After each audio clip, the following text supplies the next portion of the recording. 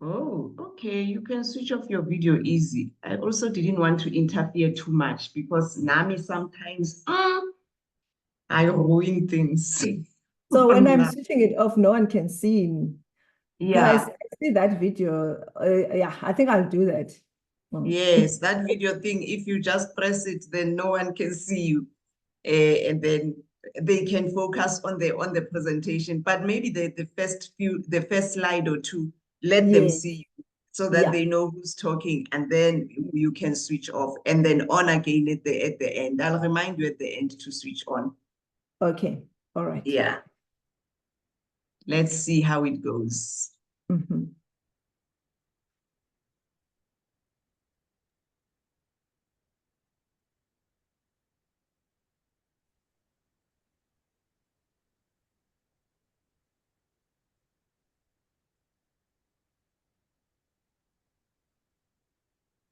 I think we can start now.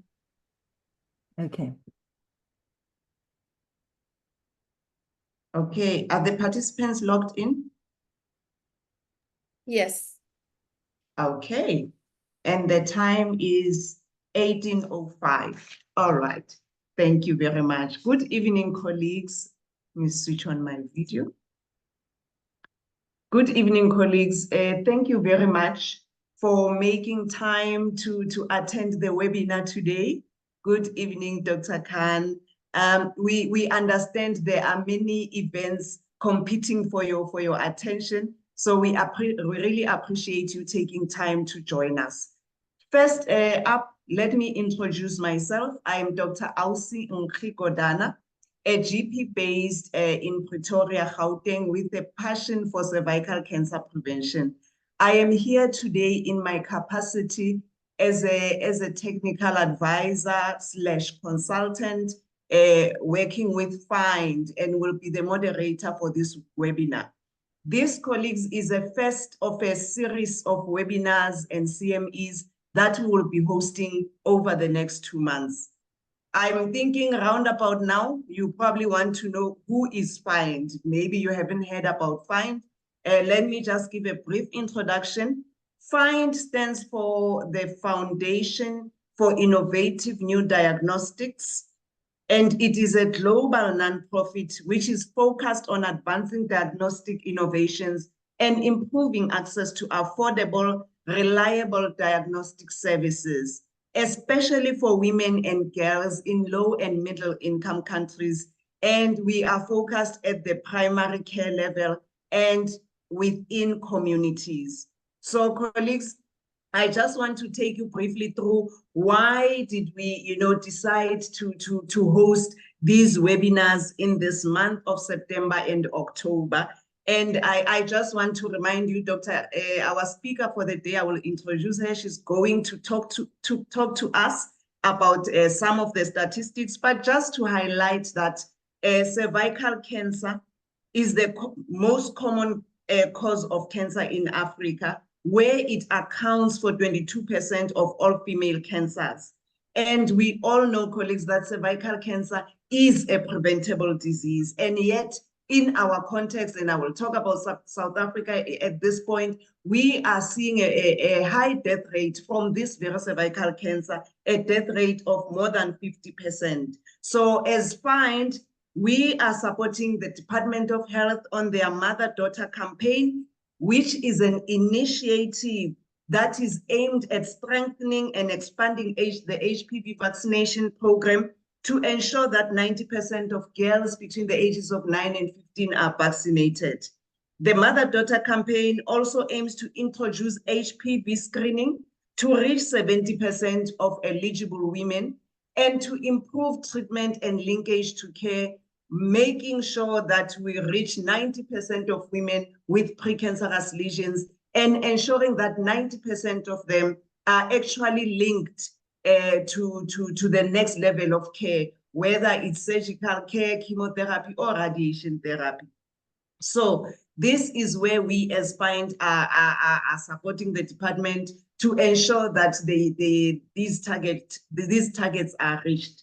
So to kick off our series of webinars, we have Dr. Giyose to speak to us on this very first webinar, just to give us an overview of cervical cancer and prevention in our context. And over the next few weeks, we will delve deeper into the topics. So let me just introduce her and then we can get started.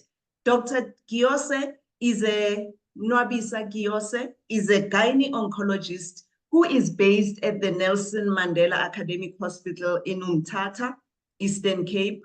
She obtained her medical degree from UCT in 2005 and graduated from UCT as well with an MMed in 2014. In the same year, she was admitted as an obstetric and gynae fellow at the College of Medicine of South Africa. It didn't end there.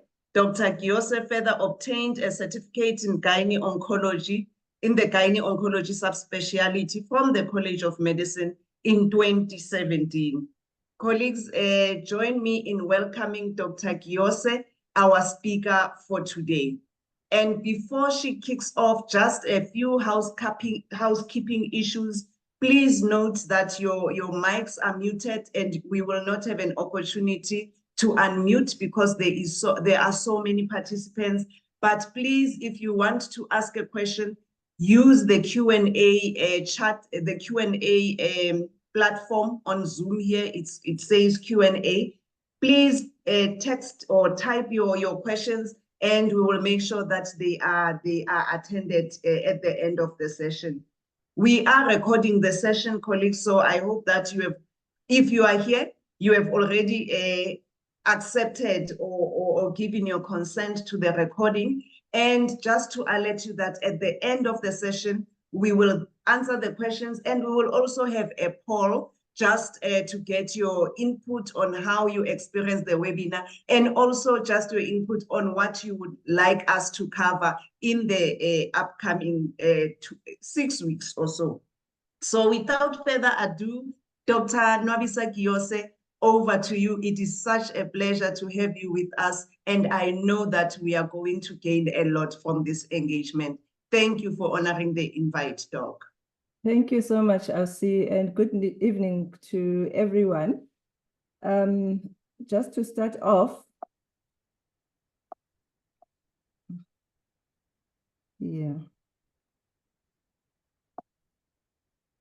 September is a beautiful month because it is the beginning of spring. It is also an important month, as important, if not more important than August, because it is Women's Health Month, where we highlight awareness in South Africa to cervical cancer. Officially, it is our South African Cervical Cancer Awareness Month. Internationally, it is also a Gynecological Cancer Awareness Month. And I like to always start off, whenever we're talking about these gynecological organs, to start off with the drawing of the reproductive tract. And we are talking about cervical cancer, which is the lower part of the uterus or the mouth of the womb, as we like to say it in layman's terms. As Elsie has mentioned, that cervical cancer has resulted in a crisis in terms of women's health. It is a huge burden to women, where it is the second most common cause of cancer among women, but the most common cause of cancer deaths in women. The international incidence is 14 per 100,000 women, with a mortality of 7, which means that 50% of all those that are diagnosed in that year will die. And in South Africa, it is more horrifying because the age standardized incidence is 33, which is more than 2 times the global incidence.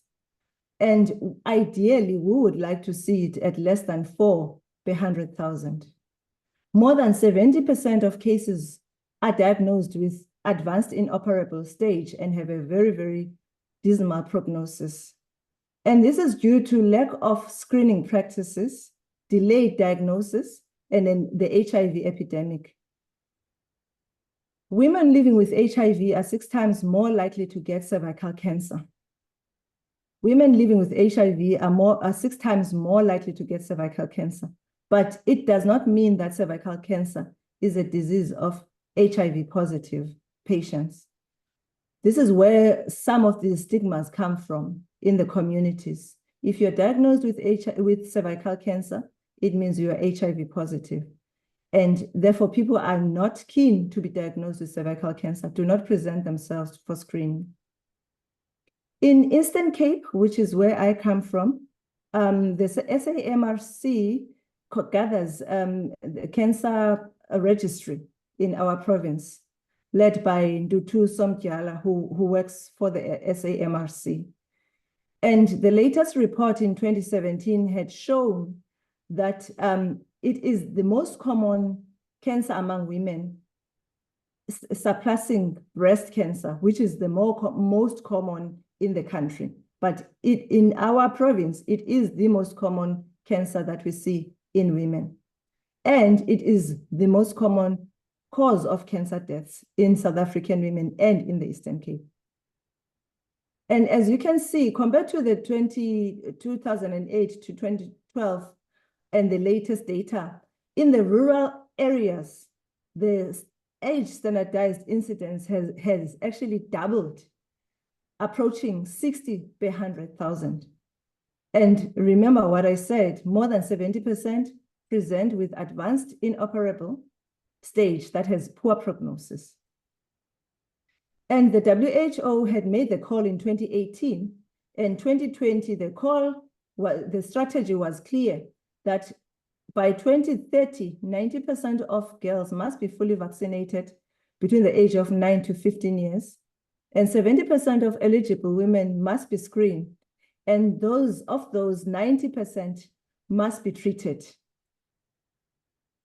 So why do we have cervical cancer, and why do we say it's a preventable disease? Cervical cancer is caused by persistent high-risk HPV infection.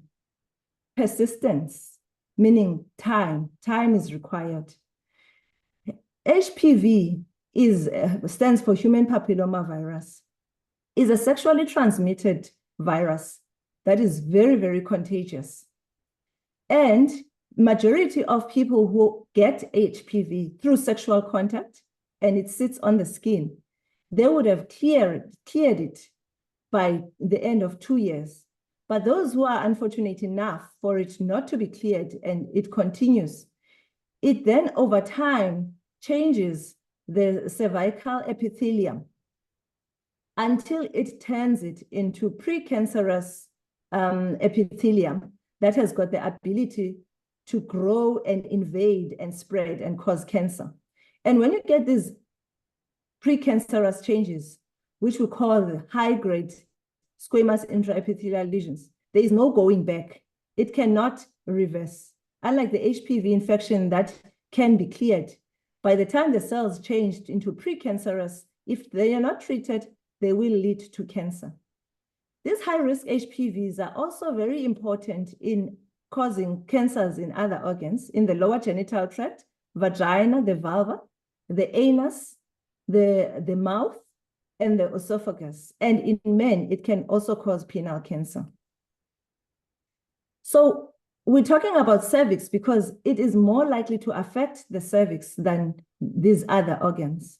Why the cervix? Because the cervix has got a particularly vulnerable area that changes due to physiology from increased estrogen during menarche and pregnancy as well.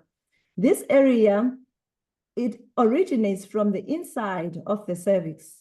And with the estrogen, it swells up and is exposed to the low vaginal pH. And because the inside area is made up of a single layer of epithelium, once it is exposed to the acidic environment, it adapts by transforming and forming multiple layers, just like the outside part of the cervix, which we call the ectocervix. And we call this process metaplasia. And this now new epithelium is called the transformation zone. Majority of cervical cancer cases occur in the transformation zone, but not all, the majority. The endocervix, the ectocervix can also develop cervical cancer, but the majority occur in this transformation zone. How do we prevent cervical cancer then? Now that we know that it is caused by persistent HPV infection, we can stay away from the HPV infection by abstaining.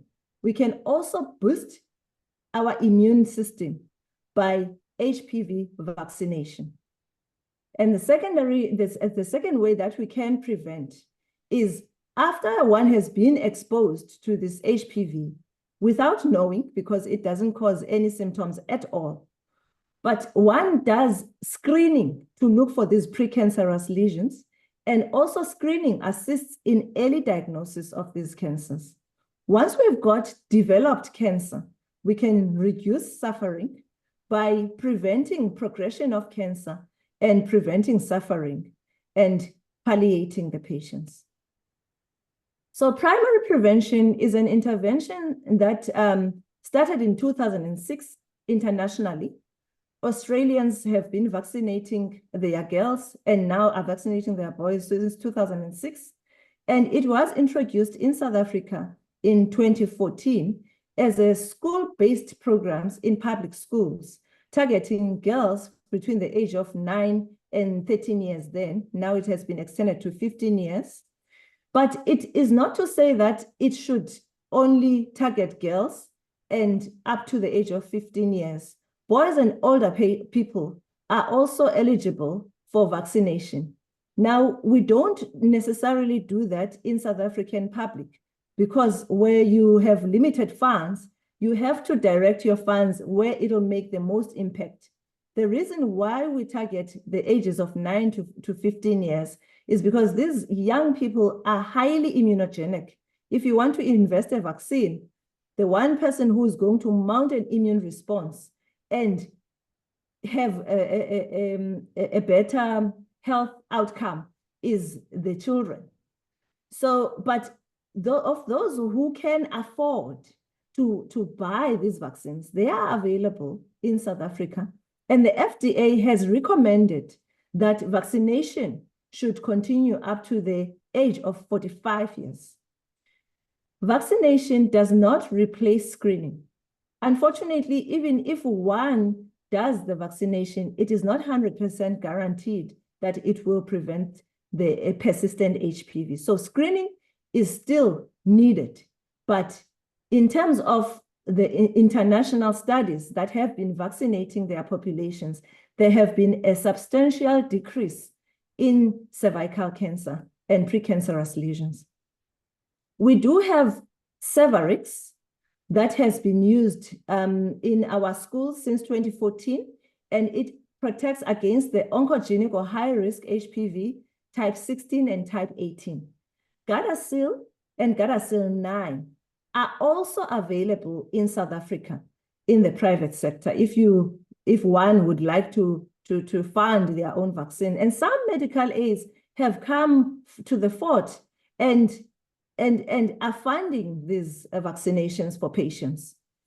So the difference now between these other two from Cervarix is that Gardasil protects against the high-risk HPV type 16 and type 18, and it also protects against the wart-causing HPV infections that are type 6 and type 11.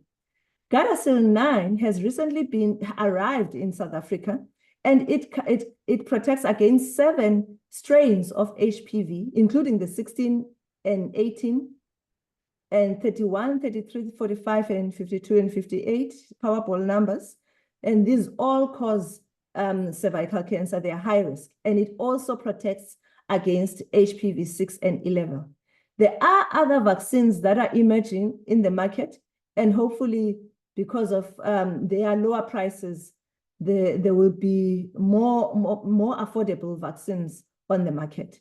But the 3 vaccines are available in the country, and with government offering Cervarix to school-going children. And the secondary prevention, you said, is to detect and treat precancerous lesions. That's why we do it, to detect and to treat. It has traditionally been the cytology or the pap smear that has been widely used. Internationally, many countries have actually substantially reduced the cervical cancer burden by just using the pap smear. But there have been a few patients that had fallen off the cracks because the sensitivity of pap smear is quite poor. But the nice thing about now introducing the higher risk HPV testing is that it has a higher sensitivity, meaning it will pick up more precancerous lesions than the cytology.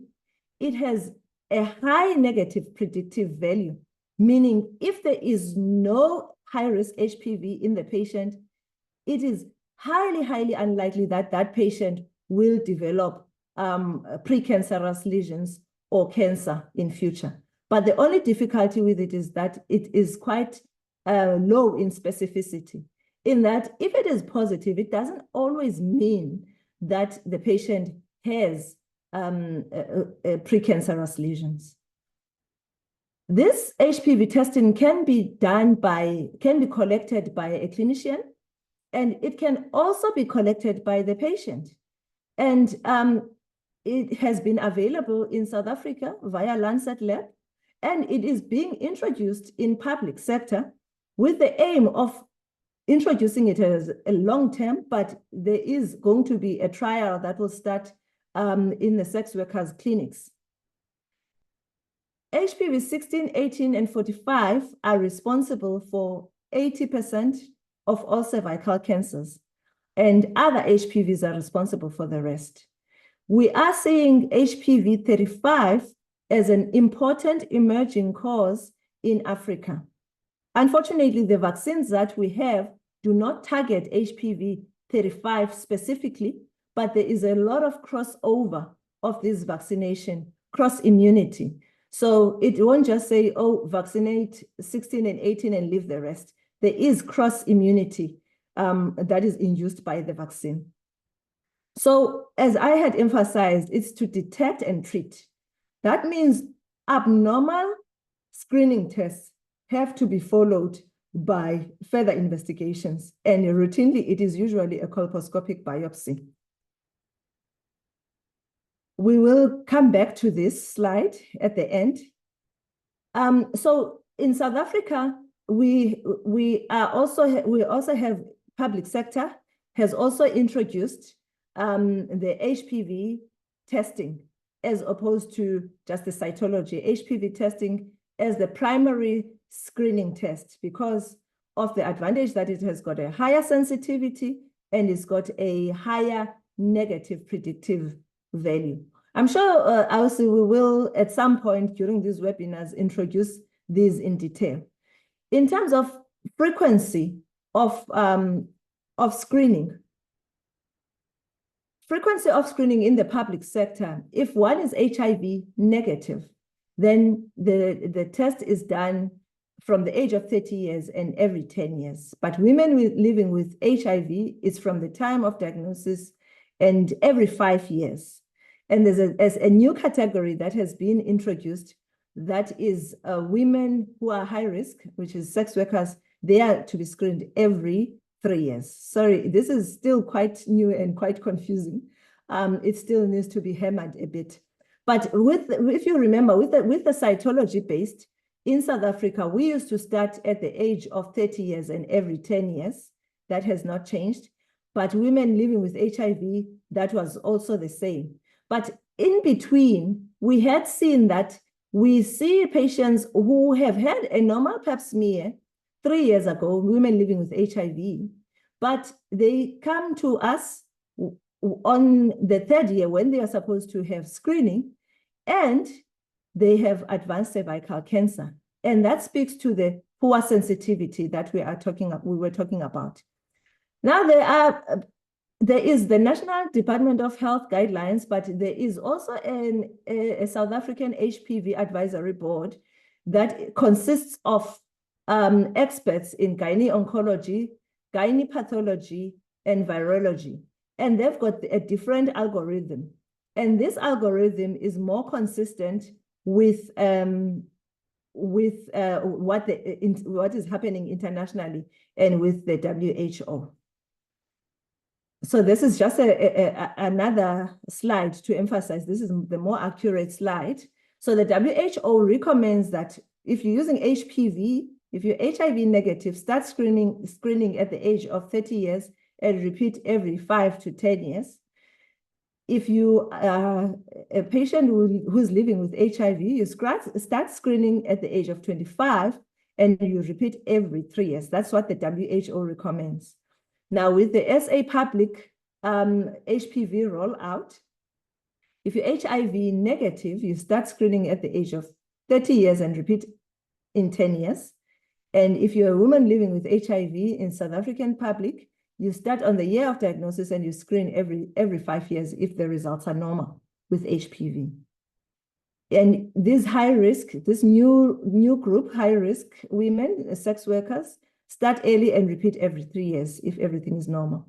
Now, the American Society of Cytopathology and Colposcopists and the private sector, HIV negative, you start at the age of 25 years and you repeat every 5 years. It is not recommended that you do HPV testing below the age of 25 years internationally. Because of the poor specificity, you will be picking up a lot of HPV, but they don't necessarily translate to precancer or cancer. So we said that abnormal screening tests require further assessment with colposcopy if it is available, but it is not to say that if you don't have colposcopy, you can't manage these patients. Certainly, if you have a patient with atypical squamous cells that cannot exclude a high cell, or there's a high cell on cytology, and the patient is over the age of 25 years, it is not necessary to do a colposcopy confirmation. Even the American Society of Cytopathology and Colposcopy supports this notion. Now, this is where we are in a bit of a debate among ourselves as clinicians. If you have high risk HPV, 16, 18, and 45, which account for 80% of cervical cancer cases, our South African HPV Advisory Board recommends that you treat. You can treat with excision or thermal ablation or refer for colposcopy. If you have persistent or recurrent milder abnormalities like a low-grade squamous intraepithelial lesion, patient needs to be referred for colposcopy. High-risk HPV other requires a reflex cytology. If you have not done an HPV test and you have an atypical squamous cells of unknown significance, which is the mildest form of the abnormalities, reflex HPV testing is required. But in South Africa, with the HPV rollout, all the high-risk HPVs that are positive in HIV positive women will require a reflex cytology.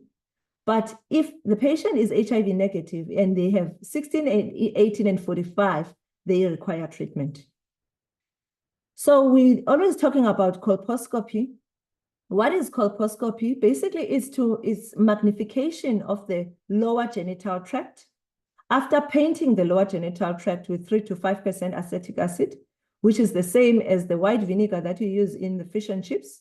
And it allows to delineate where these pathologies that were seen on the screening test are, and it can allow one to take a biopsy.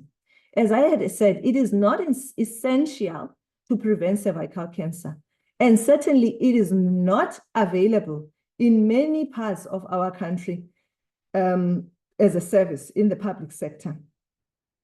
It is essential, though, if one has picked up an abnormal pathology, to do a colposcopy in pregnant women and in those who are less than 25 years.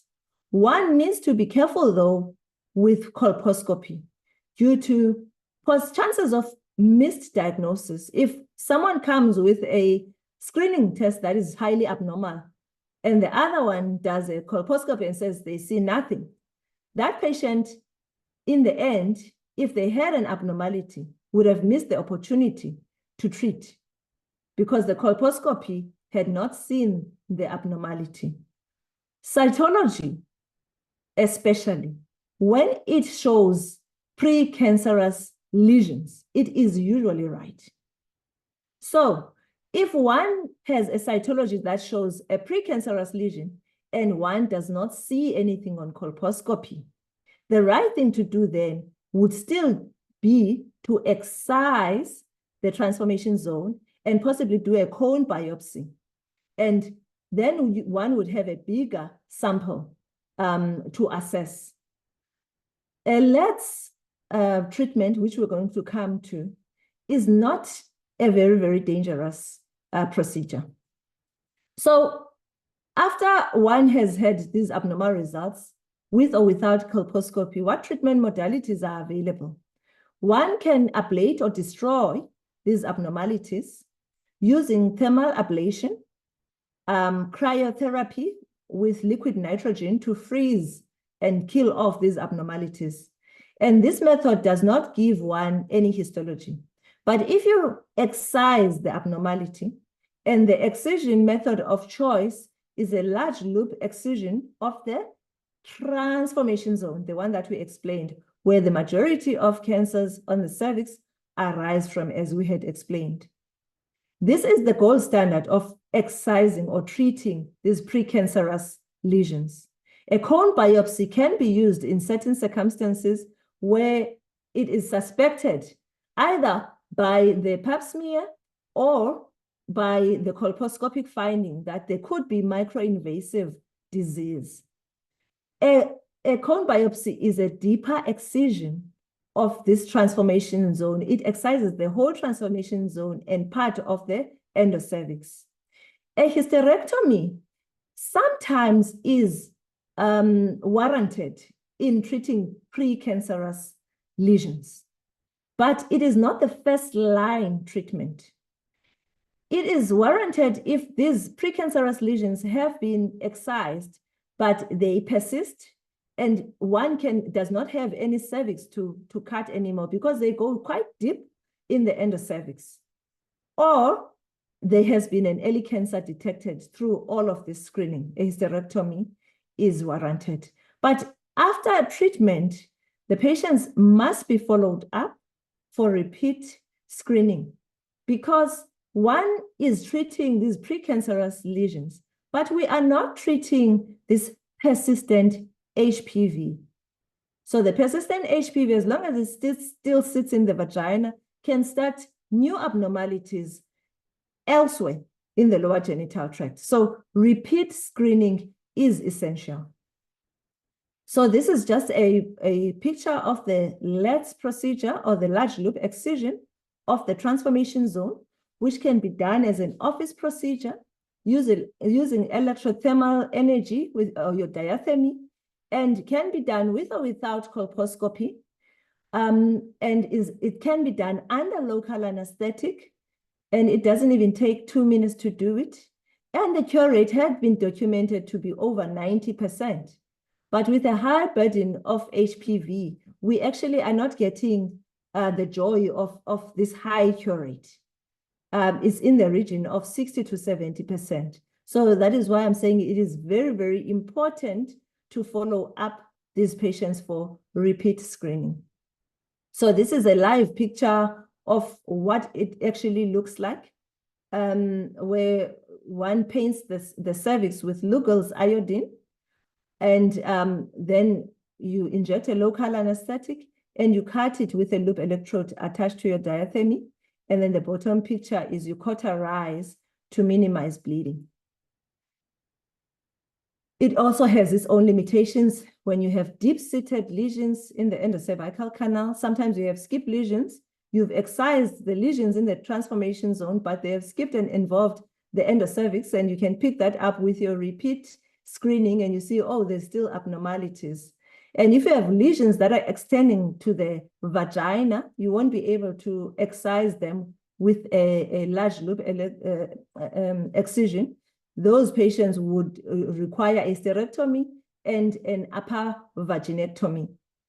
And the cautery effect after or from the excision can limit the histological assessment for completeness of the lesion. It does in our setting, it picks up a lot of early stage cancers in that we get a histology, but we find that it's difficult to say what stage of microinvasive disease in terms of the depth or the width because of fragmentation and the cautery effect. But it's still not a loss because we can still find out what stage that is by doing a cone biopsy. But what we appreciate is that on the leads, we find that there's cancer and we know that we need to quickly do something so that we can be able to treat these patients and cure them if they have microinvasive disease. And it does require follow-up to check for complications and to also assess for the histology result on the specimen that had been excised. And as I said, that sometimes we pick up cancers and those need to be referred to our gyne-oncology centers, straight to our gyne-oncology centers, not even to our general gynecology, if one picks up the histology that there is cancer. The thermal ablation is also a treatment modality that has been used in many parts of Africa where there is no histological facilities. And it will also be introduced in the public sector. There is an ongoing study to see how it performs. And there will be later studies that would need to address how we can implement it, because for now, in the study that is ongoing, it has shown a very high rate of persistent disease that then requires excision. But the benefit with it is that there is no cervical tissue lost. In women of reproductive age who still want to conceive, the more you cut on that cervix, you compromise future fertility and ability to hold the pregnancy. But it maintains the anatomy of the cervix. That's the advantage with it. And it's a simple procedure that can be done even by the nurses. So as we said that to treat with a hysterectomy is over-treatment. We use it as a last resort. And when we cannot excise anymore, or if we suspect that there is another indication, let's say a patient comes in with bleeding, with fibroids, and one does a pap smear as you always should, and you pick up that there is precancerous lesions and you're comfortable, you've done a colposcopy and made sure that there's no early cancer on the cervix, then a hysterectomy can be done. But it's not for the precancerous indication, it's for another indication. And yes, we after the hysterectomy has been done, screening still needs to continue because patients are still at risk of developing vaginal cancer. So what are the symptoms of cervical cancer? When it's still very, very early, and this is where we want to catch it, we always pray that we catch it at this very, very early microscopic cancer. It's completely asymptomatic and is detected through screening. Once there is a lesion that grows on the cervix, patients can present with abnormal discharge or abnormal bleeding. And pelvic pain tends to come much later once the cancer has now started to grow outside and into the pelvic tissues, encroaching on nerves and invading muscles. Then the pain starts, and it's classically pelvic pain that radiates to the lower back and down the leg. Late-stage cancer can present with severe wasting, symptoms of anemia, sometimes with fistulae. The cancer can burrow itself into the rectum, and patients can leak fecal material from the vagina, or it can burrow itself into the cervix, and patients can leak urine. And it can also present with bone pain because in very advanced late stage, it tends to metastasize to bone, and it also tends to metastasize to the respiratory symptoms. When it has spread and is compressing in the pelvis, it tends to also press on the ureters, causing blockage of the ureters, and that causes dilatation of the ureters and dilatation of the collecting system in the kidneys, hydronephrosis. And patients can actually present with renal failure of unknown cause. So, and anytime we have a patient with any of these symptoms or patient who's got all of a sudden renal impairment, and this is classical in patients who are HIV positive, who are taking tenofovir, and everyone thinks it's the tenofovir, let's change. And once one does an ultrasound, sees hydronephrosis, where is it coming from? It's coming from the cervical cancer, the advanced cervical cancer that is inoperable. So we always need to be mindful that it can present in any way. And a gynecological examination is always important. Sometimes you have anemia, you don't know where it's coming from. And sometimes patients don't actually report that they are bleeding. I was caught off guard a few weeks ago when I was doing a community outreach, doing pap smears in one of the villages in Mthatha. And my very first patient has come for a pap smear. She's never had a pap smear before. She was diagnosed with HIV in 2006. Do you have any symptoms? No, I don't have any symptoms.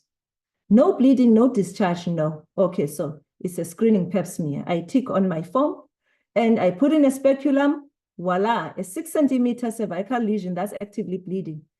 Are you sure you don't bleed, mama? Oh no, I do bleed when I have intercourse. So we always need to peruse these symptoms, because sometimes patients present with anemia and they forget to tell you, oh yeah, I bleed sometimes, but because it's not painful. So anemia, always just have a look and or do a pap smear. So when we're talking about stages, because we always then would have to say, when you have cervical cancer, what stage are you? The microinvasive disease, early stage, microscopic disease, is usually staged after one has done an excision or cone biopsy on the cervix. But stage 1 just means that the cancer is sitting on the mouth of the womb. It has not spread anyway. And stage 2, it has gone to the upper 2/3 of the vagina, and sometimes it has caused some extensions on the ligaments that support the uterus, which we call the parametria, but it has not reached the muscles, the pelvic side walls. And stage 3, it has gone to the pelvic side walls, because you can actually feel it when you examine the patient, or the patient has hydronephrosis or a non-functional kidney. And also it has gone to involve the lower 1/3 of the vagina. And stage 4, it has either gone to involve the bladder or the rectum, or it has spread via a blood spread to distant organs. And if you look at the table, and you can see the best stage to present in is stage 1 and maybe 1B. But stage 1A is the best stage, and that stage presents because we do screening. 70% of our patients present with stage 3B and stage 3 and stage 4, 70%. And they have dismal prognosis. And this is with treatment. So when you have a patient who's got a cervical lesion, we like to do a punch biopsy so that we can get a histological confirmation of this lesion. And we like to do bloods, full blood count, UNE to check the renal function. If she has not had an HIV test, we do that. If she's HIV positive, we'd like to get the latest CD4 count and viral load, which is important because especially if a patient has got advanced stage and they will require chemotherapy, if they are severely immunosuppressed, they could succumb because of the chemotherapy. So we like to get those so that we can optimize them. And we also like to check for other sexual transmitted infections such as syphilis serology. There's still quite a lot of syphilis in our communities. And if you remember the outcomes of syphilis with neurosyphilis and cardiovascular syphilis, that can be lethal. And we also like to check your alkaline phosphatase and your gamma GT, which are the canicular liver enzymes. If you have lesions that are sitting in the liver, these tests are the first ones to go off even before you actually see the lesions on imaging. And in women of reproductive age, we must always do a pregnancy test because it's very possible that someone can have cervical cancer and they can be pregnant. And that presents itself with a diagnostic dilemma on how to proceed. It's more of a treatment dilemma, how to proceed with treatment of the cancer. Do you sit and wait for the pregnancy to complete, or at the risking that the cancer will progress, or do you sacrifice the pregnancy? The other thing that is quite important that we have noticed is screening in pregnant women does not happen. We see quite a few women, I think we've seen 4 so far at Nelson Mandela, with advanced cervical cancer in pregnancy, 28 weeks pregnant, because they had never had screening in pregnancy. And screening in pregnancy is a requirement. It's as important as booking bloods, as blood pressure check, because this can be picked up early in pregnancy, and they are better managed early in pregnancy than now when you have a premature and viable fetus and a patient who's got advanced cancer that will progress. But if you deliver the baby, you compromise the baby because of prematurity. So it's just something to remember when to flip this, when we are booking our patients at antenatal clinic, or we're seeing our patients presenting themselves, they are pregnant, to always have a look and do a pap smear. A pap smear or cervical screening is not a contraindication. Pregnancy is not a contraindication. Imaging, we do a chest X-ray to look for lung metastasis. CT scan is always better, but because we're always so resource constrained, an abdominal ultrasound is good enough. It will show you if there's hydronephrosis or if there's liver metastasis, because patients do get a CT scan. If they have advanced cancer, they do get CT scanning before they start treatment. MRI of the pelvis is also important if you're not quite sure clinically what stage the patient is, or you are considering fertility sparing modalities, but it's also not always available. And PET-CT, which shows you from the whole body where other metastases could be hiding. This is more superior in terms of looking for metastasis more than the CT scan, but it's also not readily available. So how we treat cervical cancer?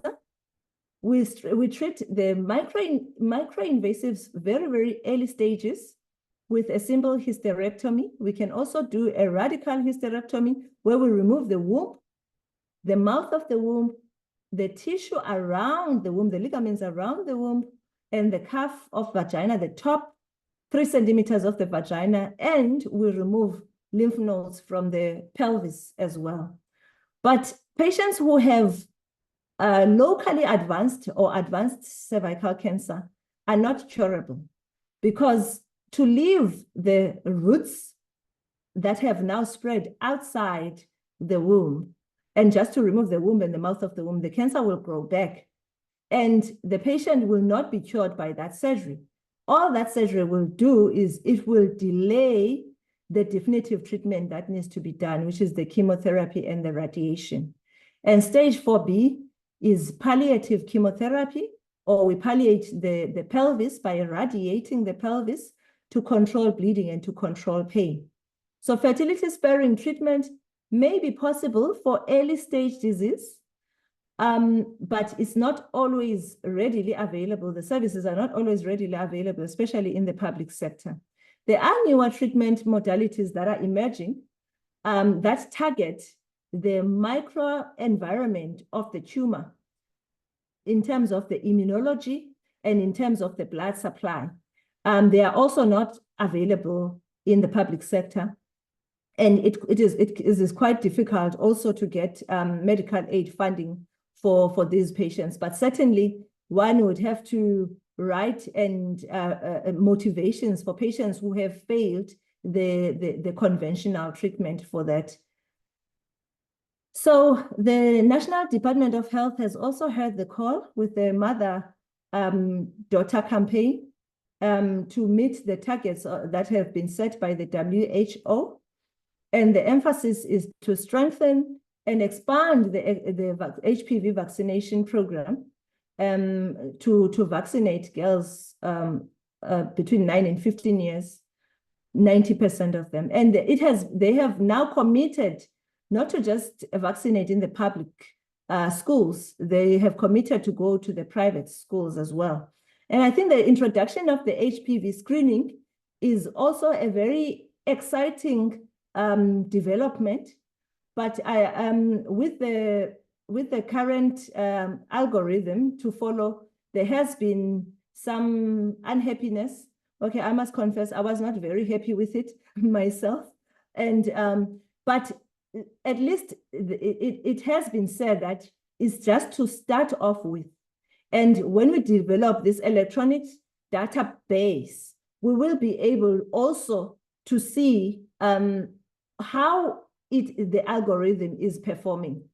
Because to confess, I have seen quite a few patients when they have HPV 16, 18, or 45 with a normal cytology, sometimes with a colposcopy that shows precancerous lesions, but sometimes colposcopy is negative, but because the South African HPV Advisory Board says treat, you find when you do a LES, you find precancerous changes sitting towards the end of cervix. That's why you could not even see it on colposcopy or the cytology.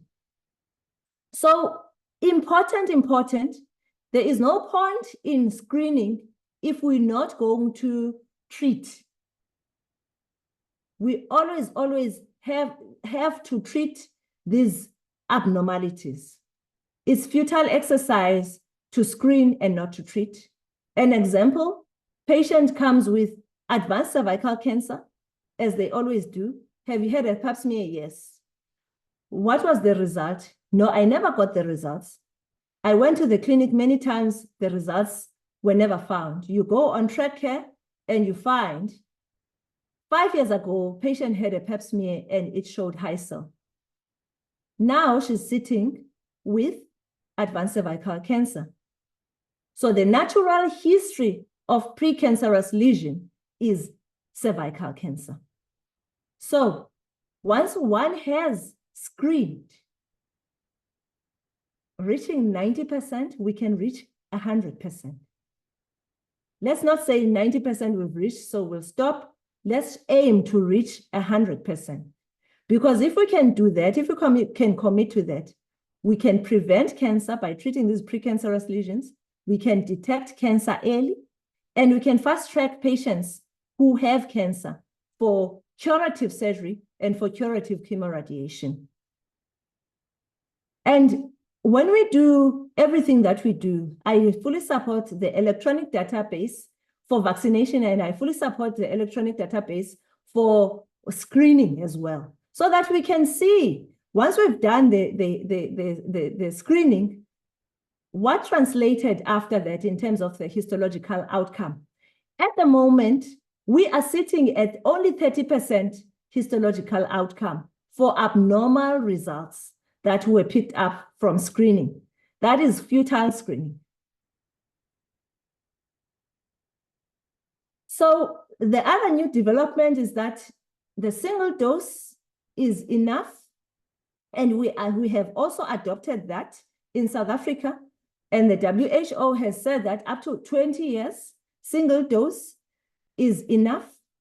The WHO had quoted some observational, there were purely observational studies that show that a single dose was actually enough for women living with HIV, but they were purely observational. But for women living with HIV, it's better to get the full course, which is the 3 doses.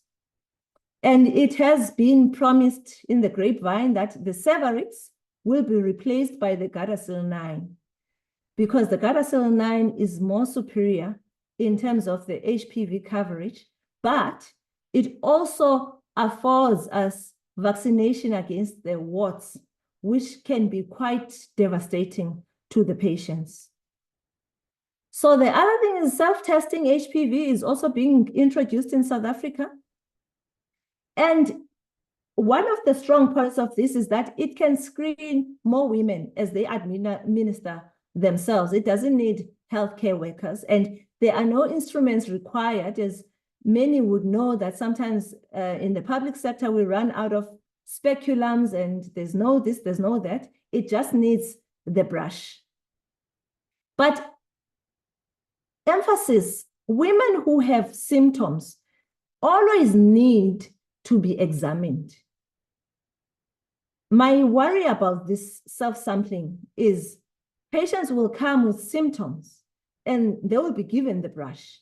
If you can imagine an old gogo with arthritis, uneducated, coming from the rural areas, and she's bleeding, and she's given this brush, and she doesn't even know how to work this, because as you can see the steps, it's quite a complicated technique. We always need to first look who we're giving this brush to as well.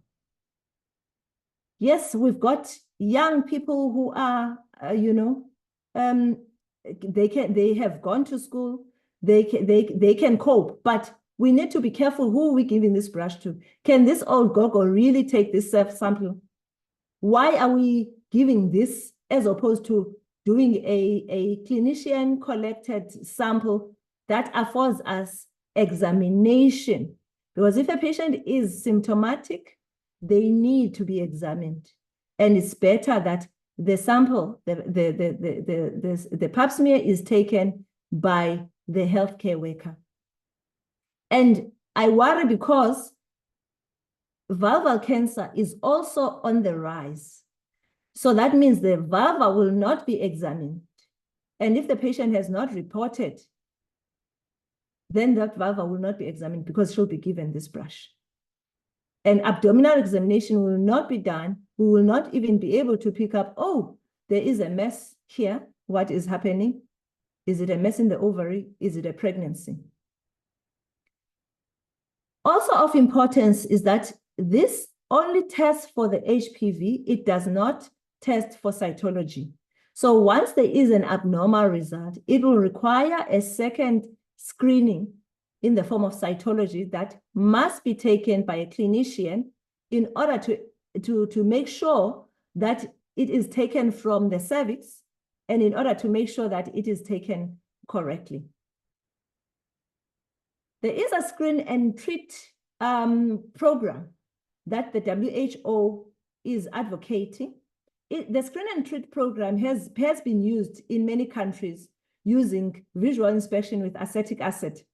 But this screen and treat program is suggested by a study that is done by Dr. Ngola at Frere Hospital in East London, where she does a HPV testing with gene expert machines that are available in many hospitals, that the same gene expert machines that investigate TB, but they use HPV cartridges, and the results come out in 60 minutes. And this can allow the patient to be treated on the same day.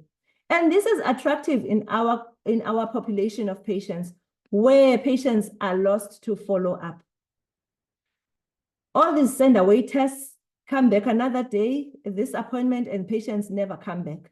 Not because they don't care, but because the economy is what it is. If you have the last 50 rands between going to your clinic to get your pap smear results and you don't feel anything, and you have hungry children at home, 50 rands will go to the hungry children.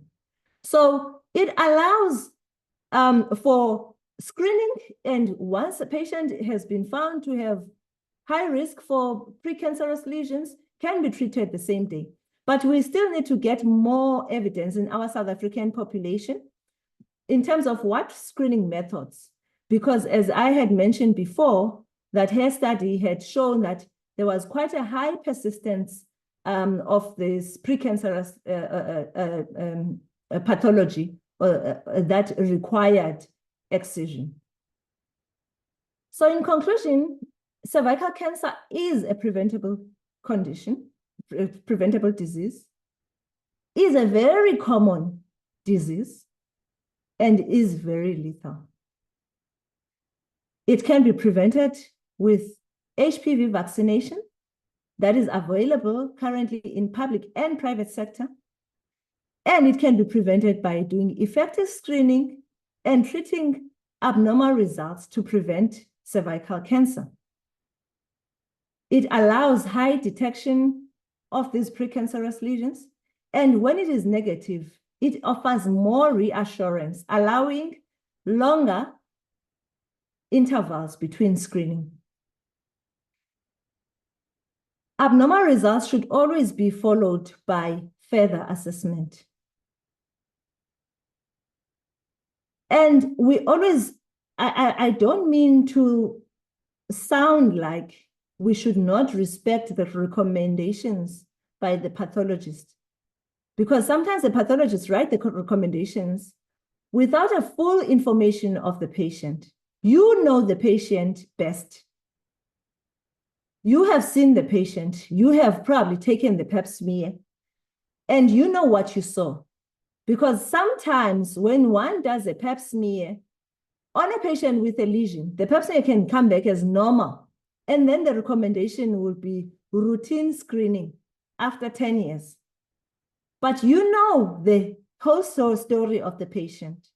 So we always need to be aware that there is a recommendation. But ultimately, what you will do will be guided by the whole picture of the patient that is in front of you. All women with abnormal vaginal bleeding, vaginal discharge, pelvic pain, and urinary symptoms must have a speculum examination to exclude visible lesions. And if there is a lesion visible, either do a biopsy, and if you can't do a biopsy, refer urgently for a biopsy. And one must be careful of treating symptoms without pelvic examination.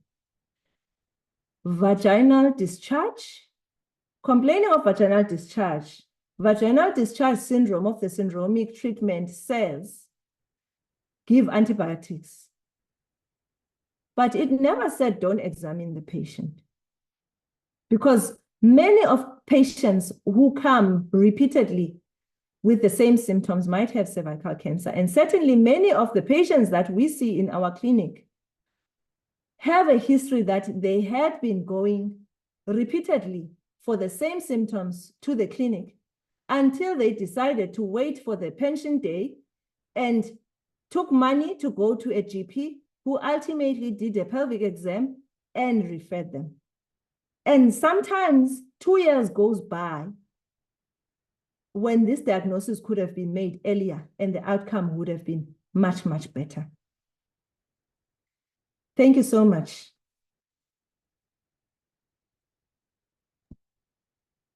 Yeah, thank you so very much, Dr. Giyose, for the presentation. You make it sound, easy, but I know that we all know that we can spend the next 5 days unpacking this presentation. Thank you for highlighting the key areas and making it as understandable as possible.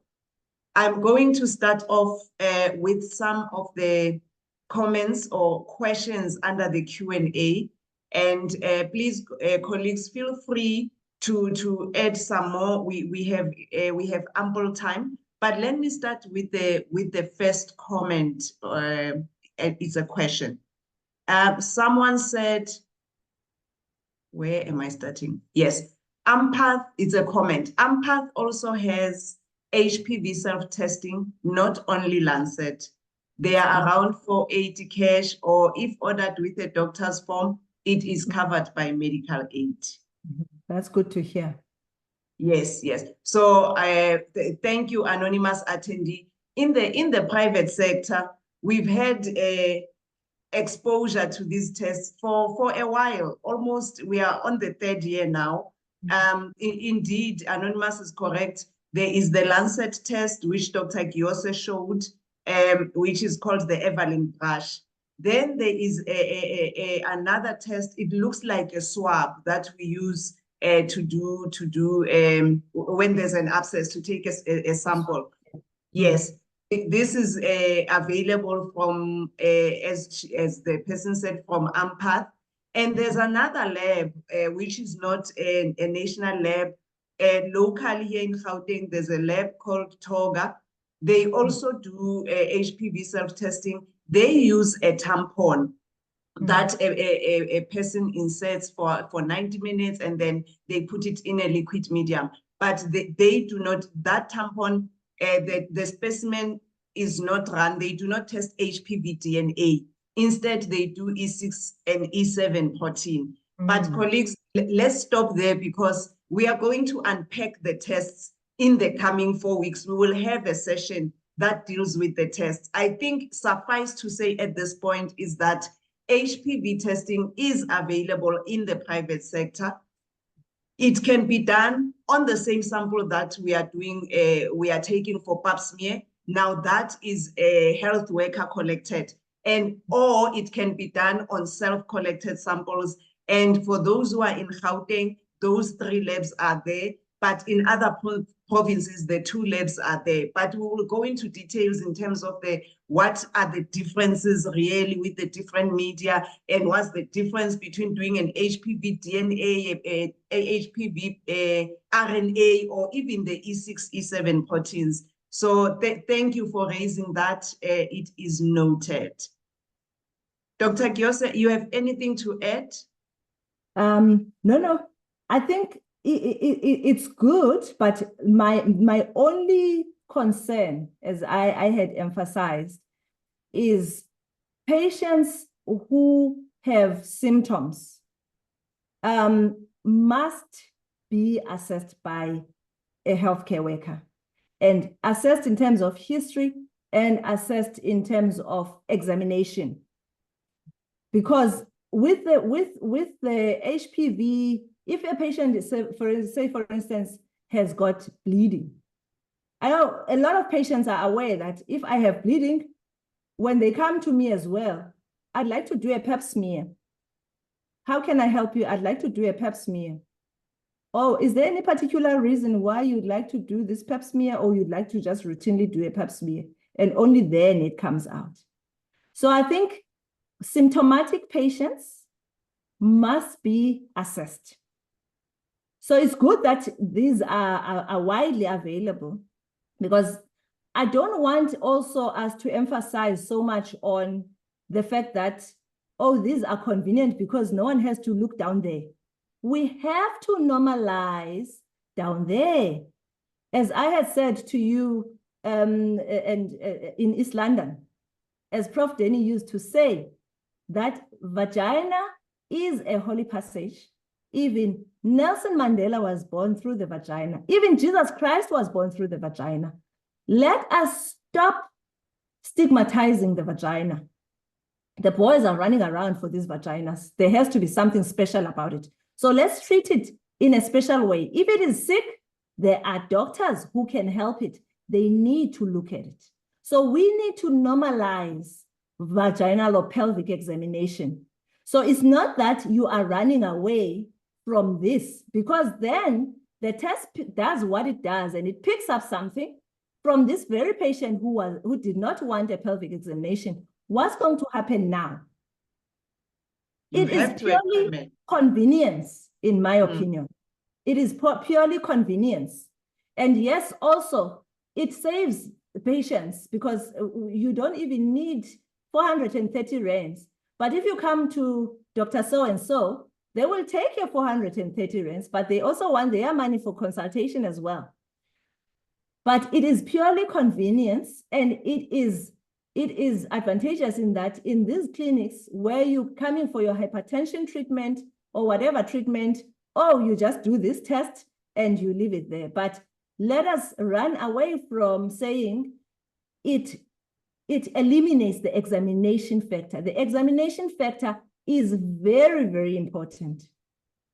We brush our teeth using toothbrushes and toothpastes, not necessarily to run away from the dentist. We still need to go to the dentist, you see. Thank you very much, Doc. Very well noted. We can't run away from looking down there. We have to normalize it. The tests are there to help, but at the end of the day, we have to look. The next question, and I'm going in no particular order, I'm seeing them as they come. The question from Matsie Kwale, thank you for the question. It says, is pap smear indicated for women who have done hysterectomy? If a patient has had normal screening prior to the hysterectomy, and the hysterectomy was not done because there were cervical pathologies or anything like that, then it's not necessary to continue with pap smears in future, unless she's HIV positive or high risk sex workers. But if the pap smear was done because of whatever reason, plus there were cervical pathologies regarding screening or histology, whether it was precancer or there was some low-grade SIL or there was HPV, then it is indicated. And people tend to think, how do you do a pap smear then? There is a special brush, a cervix brush, that has got a shorter and a softer tip that can be used to take those smears. The worst, I always have examples because these cases tend to end up with us. Patient who had a hysterectomy for abnormal pap smears. She was told that she can develop cancer one day, 5 years ago, and was never told about the importance of repeat screening. Now comes with bleeding. And what is the diagnosis? Stage 3 vaginal cancer. That's often what happens. But if you screen again, then you see that, oh, there's still a high SIL. You refer to a gyne-oncology unit.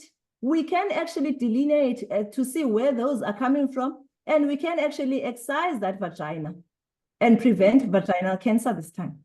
So yes, it depends on the circumstances. Thank you very much, Doc. I'm moving on to the next. They are coming fast and furious. Let me see. How do we convince pregnant women to do a pap smear as they fear it will cause them to lose their babies? By educating them that a pap smear does not cause miscarriages. And it doesn't. And in pregnancy, the same brush, cervix brush, that has got a shorter tip, softer tip, that doesn't go in the endocervix, is used. That's how you convince her, by educating him. Because it would be a disaster that this patient then, because she's scared of losing the baby, and you don't empower her with education and information, and she has a baby and she disappears. Because a lot of women tend to use healthcare services only when they are pregnant, and not when they are not pregnant or not well, because it can be quite tedious to get into the primary healthcare systems in public.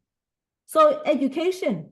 And when you educate them that, no, pap smears do not cause miscarriages, I haven't had any resistance at all. Thank you very much, Doc. I'm moving on again. The next question is the pap smear superior to the brush? Which method would you recommend in a resource-limited setting? Okay, so we loosely use this word, and this word has stuck in our tongues, the word pap smear. when we talk about pap smear in this context, we're not talking about the old pap smear. The old pap smear meant that you take the sample with the Ellsbury, the wooden spatula, and you smear it to the glass slide and you spray. We have stopped using that method in many of the provinces because there was quite a lot of specimens that, glasses that break, specimens that had dried out, you can't assess anything, smears of blood that you can't assess anything. So when we're saying pap smear, we just mean that speculum examination, take a brush and just to take the sample from the cervix and you put it in the preservative media and you close the bottle. So that way is superior to the old pap smear. And it is superior in the logistics, drying out, slice breaking, and you could not do additional HPV testing on those glass slides. But now you are able to do on the preservative liquid media. So the liquid media is definitely preferable. So when we say pap smear, we still go, this word is never going to run away from us, because even now that we're going to be not just doing cytology, we're going to be doing HPV testing, we'll still be using that word. But it just refers to how to collect, not necessarily the glass slide. So we prefer the liquid media because those cells stay there forever, they don't dry out, and you can do additional testing. Thank you very much, Doc. The next one, let me see the time. Oh, we've got time. What happens when an HPV test is negative and the consultant requests a pap smear to be done, which shows a seal lesion? One is concerned about possibly missing a number of lesions. Yeah, you are more likely to miss a precancerous lesion on a pap smear, and we have missed. Sensitivity of a pap smear is between 50 and 60%, whereas sensitivity of an HPV DNA testing is between 80 to 90%. The one explanation that I can possibly give there is that we have so many of these high-risk HPVs. The ones that tend to commonly cause cancer are the ones that we have we are testing for. But we are not testing for all of them. So I must say that one is an outlier, if I can put it like that.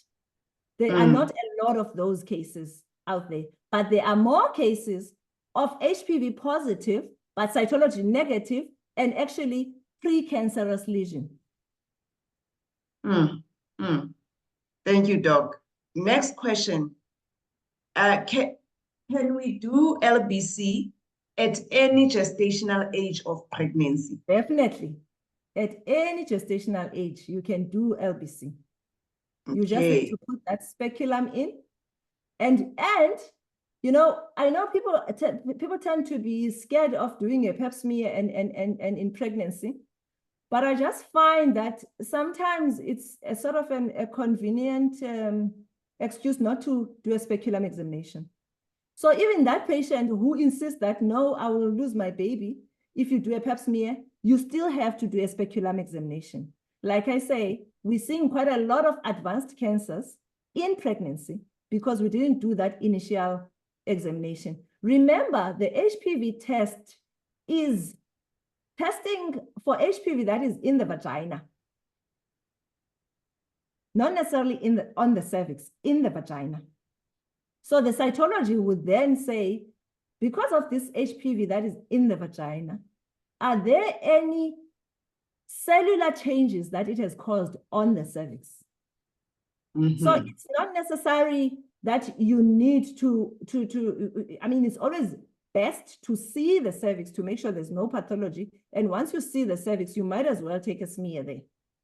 But with the HPV self-testing, that self-testing is not directed at the cervix. It's just taking a sample from the vaginal canal. Mm. Mm. Okay, thank you, Doc. Another question is coming through after the information that says type 45 is also responsible for cervical cancer. Is it still safe when giving education to the community to say cervical cancer is caused by type 16 and 18 only? No, but that was never the education out there. The education out there was that cervical cancer, type 16 and type 18 together are responsible for 70% of cases of cervical cancer. That was the information out there. It was never that it's only 16 and 18. So 16 and 18 are responsible for the majority of the cases, 70%, not 100%. But if you take 45 there, it's 75 to 80%. And the rest are caused by the other HPV. Yes. Thank you, Doc. Thank you. Secondly, it's from the same person. They're asking, whoa, it ran. What happened now? Okay. They are asking, is Cervarix still relevant? I want to go back to it, but I don't know what it jumped off. But I saw she was asking if Cervarix is still relevant in your opinion. Cervarix is highly, highly relevant.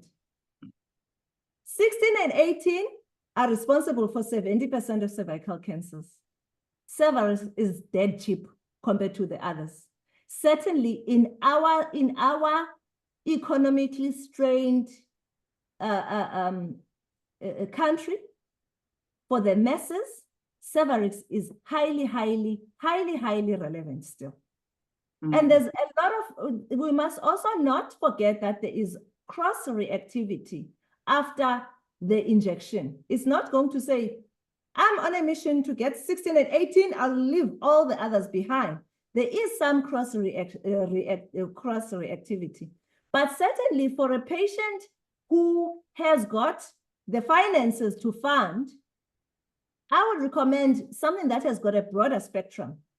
And even if you say, oh no, I've had a shot of Gardasil, take Gardasil 9, why not? Broader spectrum. But Cervarix is definitely still very much relevant. Thank you, Doc. Still on the vaccination questions, can you be vaccinated with Gardasil 9 if you have previously already been vaccinated with Gardasil, the one covering only the 4 strains? Definitely.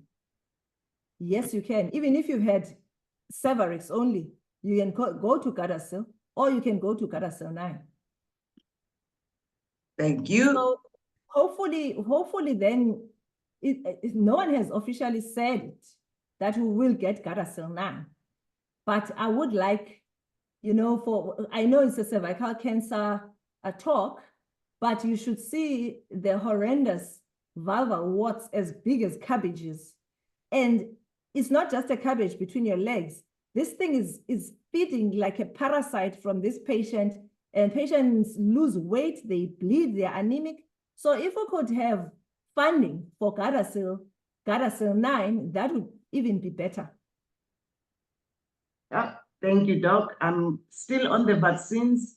Do you recommend the HPV vaccine for boys? Yes, definitely. For boys, because I know it's probably a male person talking.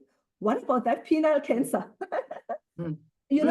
It's not just about the penile cancer. Anal cancers, oropharyngeal cancers. The world is not girl meets boy anymore.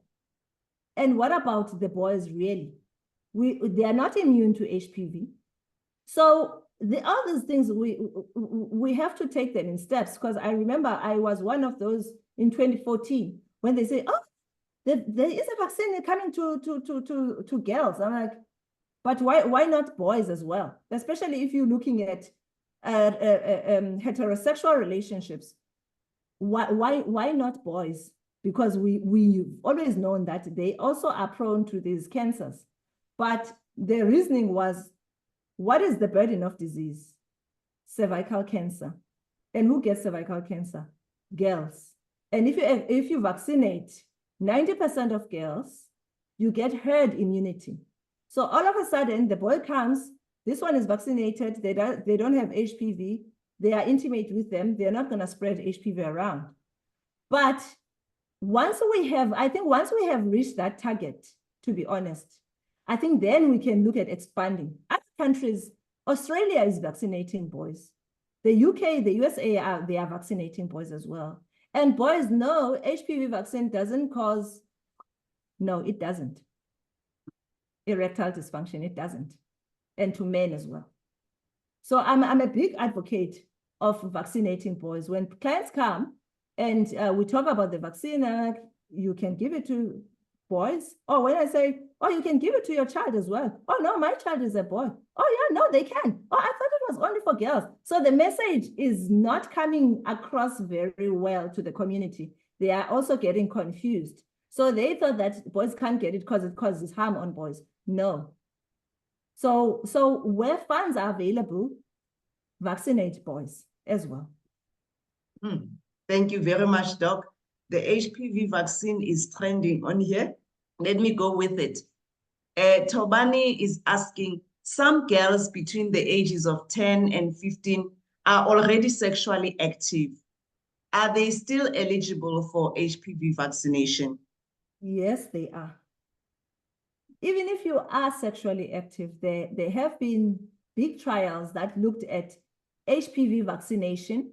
And it was even worse because these were older patients, not between the age of 10 and 15.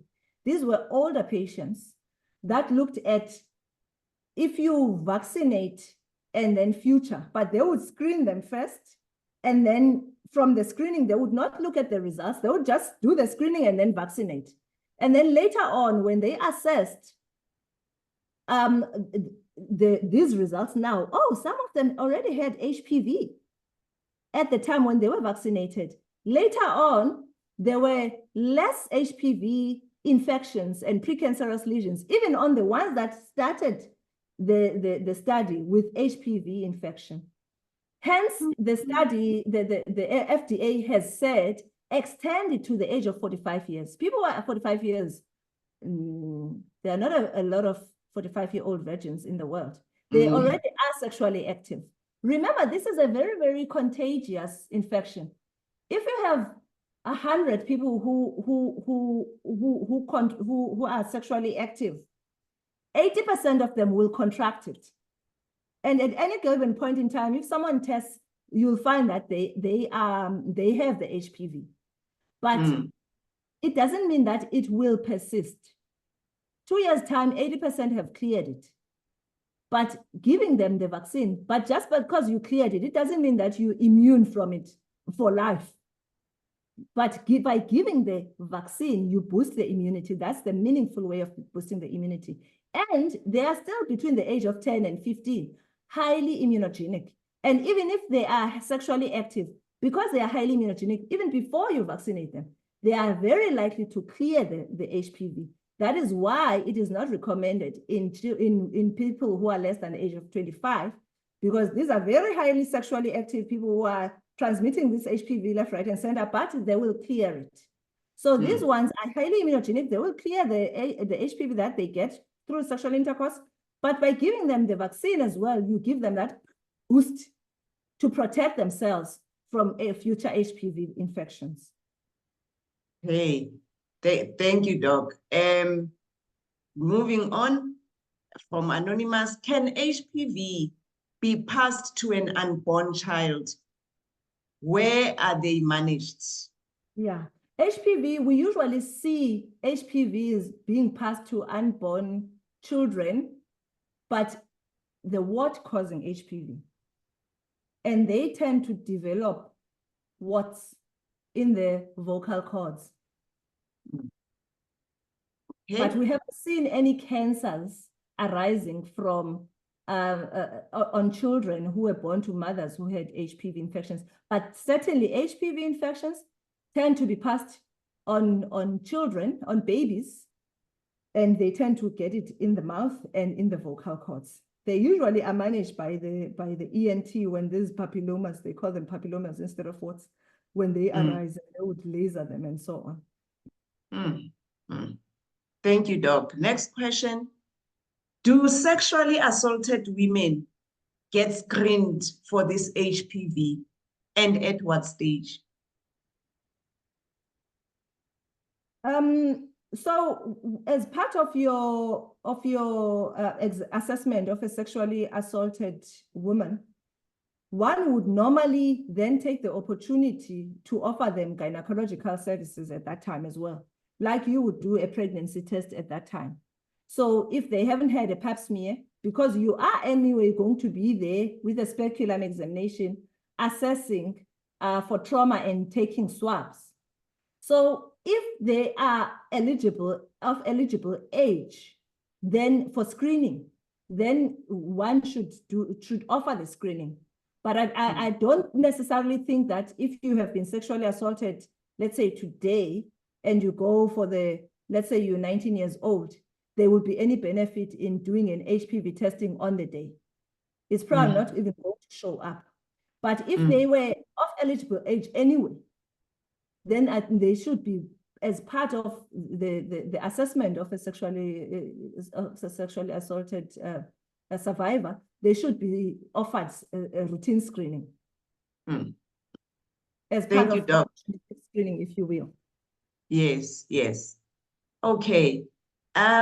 There's I think it's more, yeah, let me not classify it. Let me just ask it as it is. If we had 1 million to invest in a cervical cancer screening program for PHC clinics, what screening test would you recommend we invest in?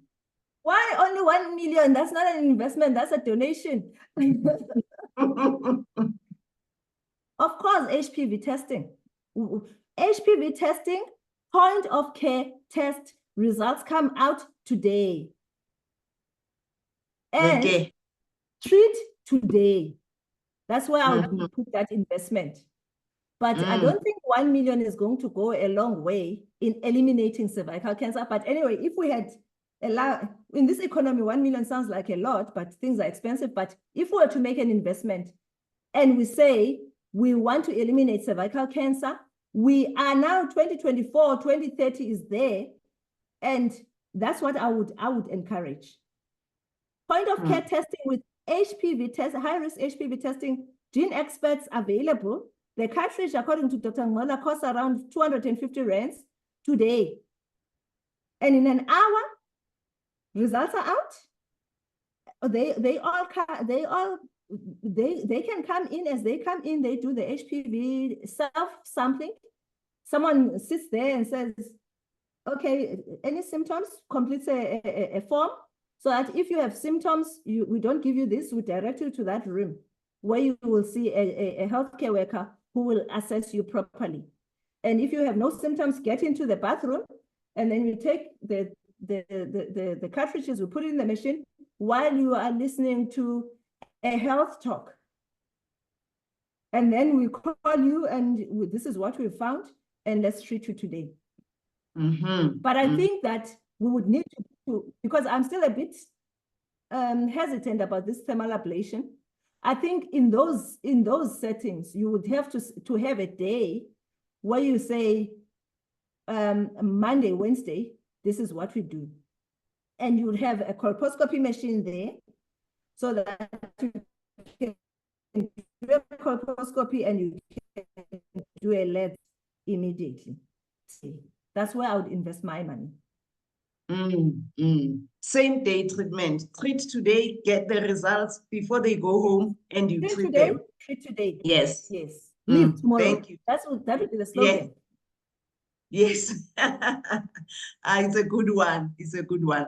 Let me not, I've been passing this comment.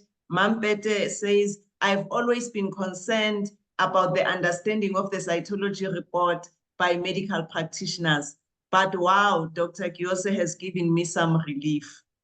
Okay, thank you, Mampete. We will be unpacking even more in the coming weeks. Stay tuned. Then Lara asks, do the results of the self-test, okay, I think this one is a private sector and I might have to answer. Do the results of the self-test HPV kits go directly to the patient? And if so, will the report or the results advise the patient to go for secondary screening if they are abnormal? Lara, that is a very interesting one. And I will talk of my limited, space where I'm operating in Pretoria East. The labs that are offering HPV self-testing, most of them are working with the GPs and the nurses in the area. So a patient, and I will make an example with myself, I don't know how it happens elsewhere. There is self-testing at my own practice. People don't have to see me if they want self-testing. They know that the gadgets are there. There are 3 gadgets and they can select one. However, it is very clear when they take one gadget, when the specimen goes to the lab, they do the sample, leave it in the surgery. The lab picks it up from the surgery. But then on the lab request, there are my details. And I do it like that for my patients because a patient cannot interpret their own HPV results. So when the results come back, even if they are negative, a doctor or a healthcare worker still needs to talk to those results. And I will just give you a glimpse of what goes into that talk. A lot of people, when they have gotten the results, whether it's pap smear or it's the liquid-based smear or it's the HPV test, a lot of people think now all my problems in the world are sorted. So for me, as a clinician, I need my patients to be counseled that should you get discharge, should you get bleeding, if you have severe abdominal pain, all those symptoms Dr. Giyose was highlighting that could, link to gynae pathology.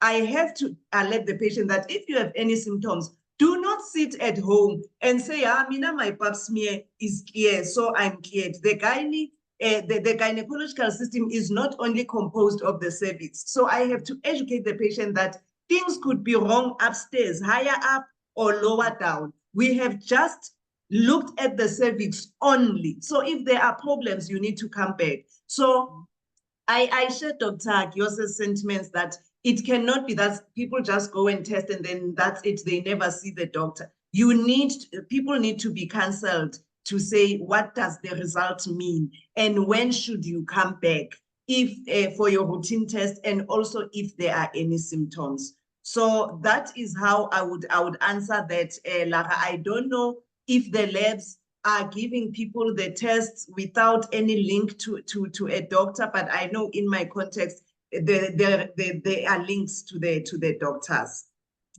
There is another, yes, doc.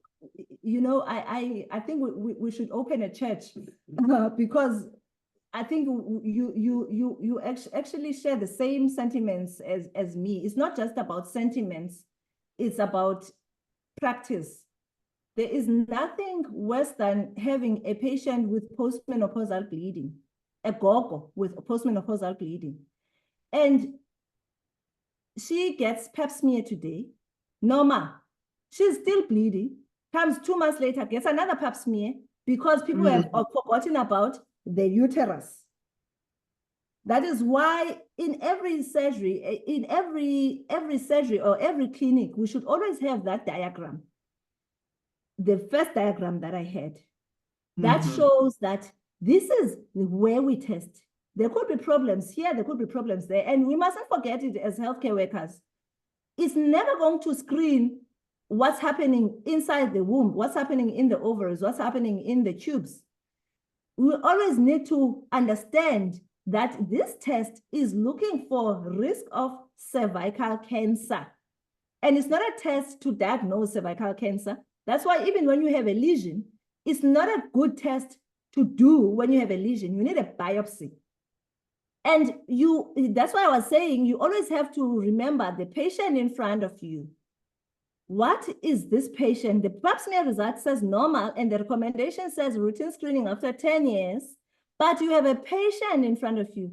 Sometimes you don't know what happened. You're just getting this patient follow up. Here's the pap smear results. Your role is not there to just talk about the pap smear result. You always have to start from scratch and say, before you came here, what was happening? Oh, I was bleeding. Oh, and then they did a pap smear. And problems are not solved by a normal pap smear in this patient who's bleeding, ever. So Yes. it's always important to emphasize that part. And also, I hope the labs also, because some labs you can just walk in, I hope they also emphasize that if you have symptoms, they don't just say, oh, I came for a pap smear. You know, you're talking to a receptionist, I've come for a pap smear. Because, you know, the patient knows this is not a doctor or a nurse. Oh, here's a brush, you go to the bathroom and then you go. No one had asked you. There should be a questionnaire. I don't know how they do it. But I did emphasize, even when Lancet was introducing it here, I emphasized it to them that you need to be careful because you could be implicated in all of this. If no one asks, you need to have a nurse there who will ask, who will fill in the questionnaire. How old are you? When was your last pap smear? Do you have this? Do you have this? Do you have this? Tick, tick, tick, tick. And then if you've ticked all of those boxes, then you can have a self-sampling done. Thank you very much, Doc. I'm looking at our chat. I see there are also some comments there. Let me see. Okay, I'll just read a couple of them. If there are no new, I'll come back to the questions. If there are no new, there's nothing else. Let me read here. There's a comment about with delayed or rather no results of pap smear, elderly women are becoming skeptical to do screening again based on their past experience. Maybe Dr. Giyose, you can talk to us about what are we hoping for in terms of turnaround times with introduction of the HPV, testing. Is it the same turnarounds that we have been seeing with the pap smear? What are we hoping for here? So the turnaround time for the HPV test, if it is negative, will be much shorter. Unfortunately, it's not the point of care test, but when it is run, practically it could be available the following day, but it might not be practical for the patient to come back the following day. But the turnaround time, if it is abnormal because of the algorithm that we're going to be using from the National Department of Health, that all HPVs that are positive have to be reflex tested with cytology. So the turnaround time is probably going to be a little bit longer, a week longer than a normal pap smear, because those samples have to first go to virology, and then all the ones that are abnormal have to be put aside and then transported to cytology again. But if the results are negative, then it could be shorter. But practically for the patient, it's not necessarily going to be shorter, because you don't want to say, come back next week, because you don't know what the outcome of that result will be. When she comes back next week, the results are not going to be out yet, because they have been taken, the sample has been taken to cytology. So I think it's safer to still say, come back in 6 weeks. But I mean, we know in private, the turnaround time of a pap smear, the longest one is 7 days. Yeah. By 7 days, even your HPV is out, your cytology is out. Thank you, Doc. I just wanted to hear how that will work out for the patients, but also to remind us that we need to follow up these results so that the patients can get them, even if it's 6 weeks. The results still need to be followed up. Thank you for that. Another comment from Virginia. Thanks so much for enlightening presentation. I have noted that some elderly female patients are of the view that only young, sexually active women are supposed to do a pap smear. We need to educate and encourage them to screen. Yeah, so I always say that cervical cancer is an orphan, but cervical cancer is never homeless. Because young ones say the old ones need to screen, the old ones say the young ones need to screen, and young and old, they all get it. So no one wants to own it, but it gets everyone. So Yes. education is very, very important. And HIV positive, young guys, there's nothing worse. There's nothing worse than someone who's been taking her treatment, has been very compliant, CD4 counts are good, viral loads are good, suppressed, but is dying from advanced cervical cancer because as part of the HIV care, we never thought about the genital tract. The one thing that's killing that women living with HIV are no longer dying from TB or meningitis or they are dying from cervical cancer. The compliant ones on treatment are dying from cervical cancer. And those are young patients. Yes, yes. Thank you so much for that, Doc. We are 10 minutes away from the end, so I will just take the last questions. Where am I starting? There are some more questions or comments. If NGOs, are able to fund or purchase the self-sampling HPV kits for public sector clients, does the DOH allow it? And are there DOH guidelines that allow for it?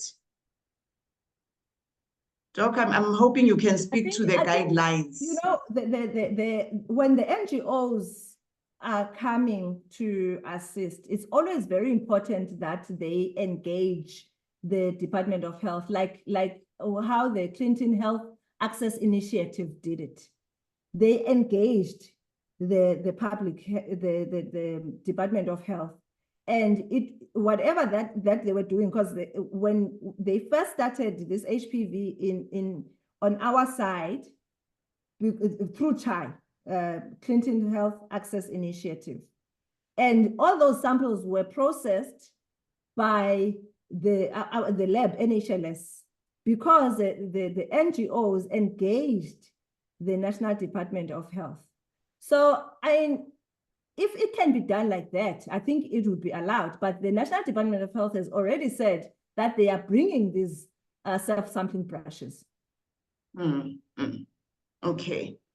And Doc, I just wanted to, just for you to put us in the picture in terms of what's in the guidelines, our South African guidelines regarding the methods of testing. We know that for years and years we had pap smear. Are these, just to clarify, is HPV DNA testing covered in the South African cervical cancer guidelines? So it was not covered before, certainly from the policy that was drafted in 2000 and the guidelines revised in 2017. But now it is being introduced as the primary screening test for cervical cancer. So thank you, Doc. From now, August, we were supposed to have rolled it out until, well, our plans were messed up by the hackers. But from now, that's what's going to be happening. When patients are being screened, we have to tick HPV test on the form. So that is going to be the standard of care, HPV testing. Yes. Okay. Thank you very much, Doc. And maybe let me speak to my private sector colleagues. Colleagues, if you look at the medical schemes, remember that there is the wellness basket for cervical screening. If you scrutinize the baskets of care on the medical aid side, you will notice that most medical aids in the last 2 years have started funding either pap smear or an HPV test. So you can do this, let me put it correctly, either the cytology assessment or an HPV DNA test. So you can do, if you are assessing the client yourself, which is something that I do when I'm taking a sample, I just ask for HPV DNA testing. And actually the local labs, they have their own reflex testing. So they start with HPV DNA. And if they pick up any of the high risk, then they can do the cytology after that. As Dr. Giyose was saying, that is the advantage of the liquid-based medium, that you can do HPV DNA testing and you can also do cytology on the very same sample. So colleagues, do utilize HPV DNA testing in your context, even those who are in the private sector. Most medical aids will cover it, just like they cover they traditionally would cover cytology every year. And or Elsie, every 3 years. I receive these patients. I have seen where the co-testing was done, high-risk HPV and cytology. High-risk HPV 16, 18, 45, with negative cytology. Majority of them have got something cooking there on colposcopic biopsy and on LEDs. So we have missed so many from the poor sensitivity of the cytology. We have missed so many precancers and cancers. So to me, it's a no-brainer. And I mean, now that even the National Department of Health has seen that actually this is the way to go. Private sector should have been doing this for a very long time. Because this is why now, well, a lot of people have always done pap smears annually, which was, we had always said it was not necessary, it should be 3 years, the cytology. But sometimes you get a normal pap smear, and then the following year, very following year, high cell. How did that happen? How did that happen? Because the first pap smear had missed it. And that's why, that was the advantage of doing it more frequently. Because if you do it more frequently, what are the chances that you will miss the same thing, the same target? That was the advantage. But now it was always a surprise. But where did this come from all of a sudden? Because that pap smear was normal, and now this one is because it had missed it. But high risk HPV, we will pick it up. Okay, Dr. Giyose, thank you very much. I really commend your focus throughout this session. Thank you so much, and how you just broke it down so that it is palatable, because this is it can be quite a big topic. Thank you for doing it justice, and someone is saying for the passion you have for this subject. Thank you so much, Doc. I just want to share with the colleagues who are still with us that next week we will be doing this talk again. We had hoped that this week the talk will attract doctors and clinical associates, and then next week we will repeat it for the nurses. But I see that everyone just so much showed up, and I mean, who are we to deny you, colleagues? So next week we will be back covering an overview before we go deeper. So after next week, please look out for the adverts. Wherever you saw this advert from, it is coming again. We will be doing this again next week and the week after. And we will have about 8 sessions where we will break it down. I saw there was a lot of questions about vaccination. We are going to have a full-on section on vaccination. If you were not sure about these high-risk types and it was sounding like lotto numbers, don't worry. We are going to have a session focused on the HPV genotypes. Then we will come back again and delve deeper into the lab issues. People want to know, is the brush better than the flocculated swab? Is it better than the tampon? We will have those discussions in the coming week. Yes, my apology. I didn't talk about CPD points. Yes, colleagues, indeed, there are CPD points. There are 2 CPD points. And we will make sure that we submit the points to the HPCSA so that you are covered. Colleagues, with that, I thank you very much for your attention. Please look out on LinkedIn. We will have the advert. We will have it on Facebook. on GP charts, clinical associate charts, nurses charts. Next week, it's really for nurses. But if you are a doctor and you feel like, ish, it sounded too much like Greek, come back and spoil yourself again. You can never have enough information. As adult learners, we are taught that, as me, I'm an adult facilitator. We were taught as facilitators that if you want to reach adults, you must tell them the same concept 3 times.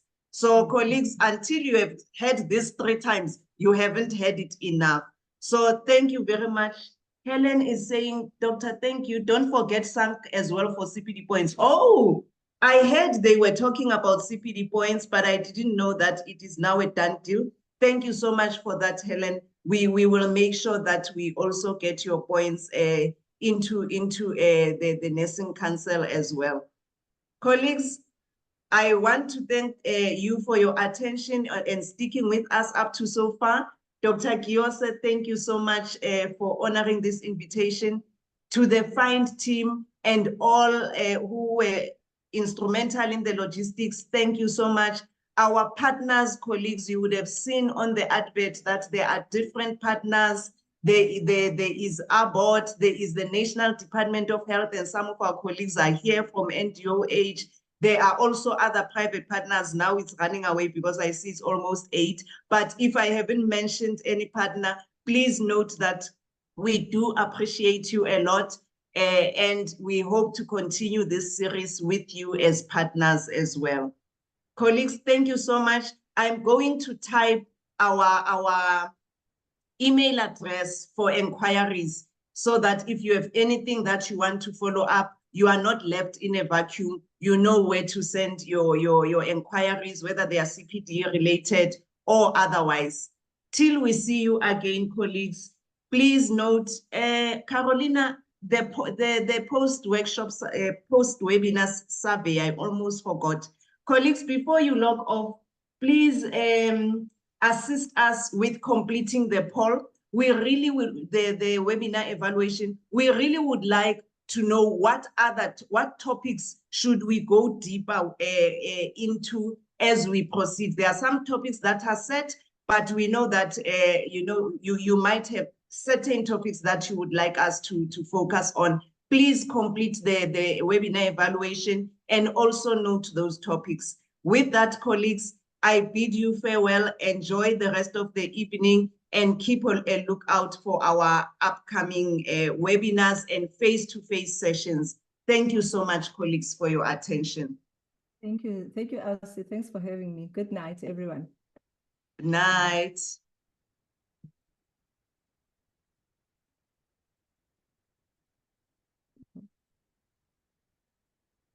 There you go.